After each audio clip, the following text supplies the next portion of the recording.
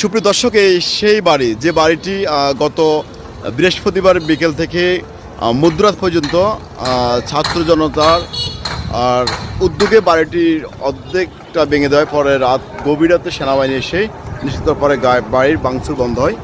এখন দেখতেছি আমরা যারা টোকা শ্রেণীর লোকজন আছে তারা এই বাড়ি থেকে আপনার রড এবং বিভিন্ন মালামাল তারা চুরি করে নিতেছে।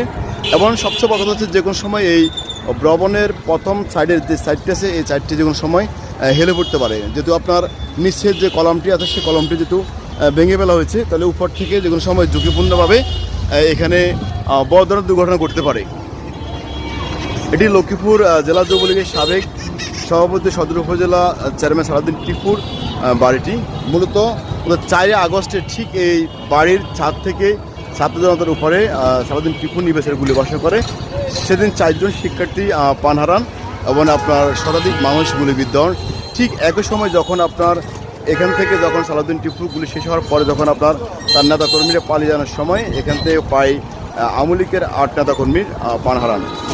সে বাড়িটি এটি শহর তবিজ মার্কেটের পিঙ্কি প্লাজা।